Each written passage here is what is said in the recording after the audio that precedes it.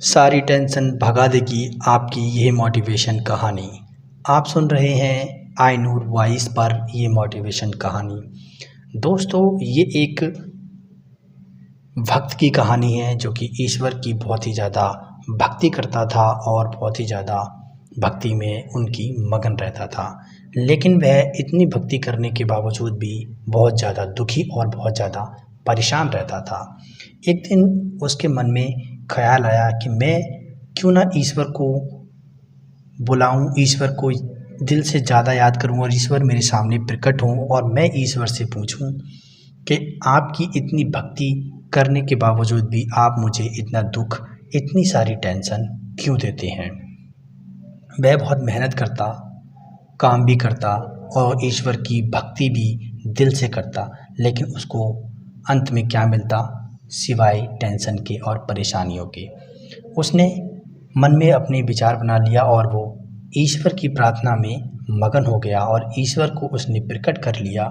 ईश्वर से उसने सवाल किया कि हे ईश्वर, मैं आपकी इतनी भक्ति करता हूँ, इतनी प्रार्थना करता हूँ, फिर भी आप मुझे इतनी सारी टेंशन देते हैं। मैं इतना परेशान रहता हूँ, सुखी नहीं रहता।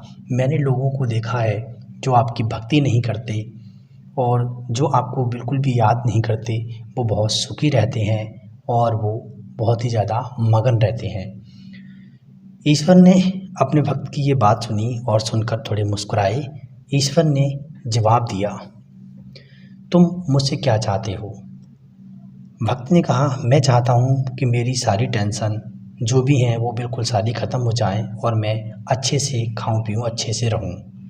ईश्वर ने कहा, ठीक है, क्यों ना इसकी ये भी मनोकामनाएं पूरी की जाएं। ईश्वर ने उससे कहा अपने भक्त से, ठीक है, मैं तुम्हें जैसे बोलता हूँ वैसे करो। तुम्हारी जितनी समस्याएं हैं उनको सबको एक पोटली में बांधकर, एक बरगद का पेड़ है उस पे जाकर बांध आओ। उसने अपनी सारी टेंशन, सारी परेशानी अपनी पोटली में 3-4 पोटलियों में बांधी और बरगद के पेड़ पर चला गया। लेकिन उसमें एक शर्त थी, जितनी भी पोटलियां हैं उसमें से एक पोटली को तुम्हें साथ में लाना होगा। भक्त बोला, ठीक है, ले आऊँगा, इन सारी टेंशनों से पीछा तो छूटेगा। भक्त चला गया बरगद के पेड़ पर और उसने जाकर सारी पोटली वहाँ रख दी और ईश्वर की प्रार्थना करना स्टार्ट कर दी। उसके बाद में जब वो वहाँ से चला, तभी उसने याद आया कि ईश्वर ने कहा था कि एक पोटली को साथ में ले जाना है। मैं कंफ्यूज हो गया कि कौन सी पोटली को मैं साथ में लेके जाऊं। तभी उसने एक पोटली, सबसे छोटी पोटली को उठाया और चल दिया। लेकिन फिर उसके मन में ख्याल आया, इस छोटी पोटली में आखिर क्या हो सकता है? कहीं ऐसा तो नहीं इसमें कोई लंबी बीमारी, कोई भयानक बीमारी हो? उसने उस पोटली को वापस वहीं रख दिया। उसके बाद उसने दूसरी पोटली को उठाना चाहा, लेकिन उसने सोचा कहीं इसमें कोई ऐसी समस्या तो नहीं जिससे कि मेरा कोई करीबी या मेरा कोई बहुत ही करीबी रिश्तेदार की मृत्यु वगैरह हो जाए। वो घबरा गया, उसने भी उसको वहीं रख दिया। उसके बाद तीसरी पोटली उठाने की उसने कोशिश की। फिर उसने सोचा कहीं इसमें ऐसा तो नहीं लिखा हुआ है कि मैं बीमार हो जाऊं या फिर मेरे घर में किसी की मृत्यु हो जाए।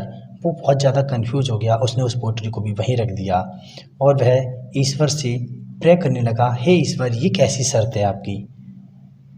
उसने किसी भी पोटली को नहीं उठाया और वह बिना पोटली उठाए वहाँ से चल दिया और ईश्वर से बोला, हे ईश्वर, मेरी जो टेंशन है, मेरी जो समस्या है, मैं खुद ही उनको सॉल्व कर लूँगा, मैं इन पोटलियों को नहीं उठा रहा।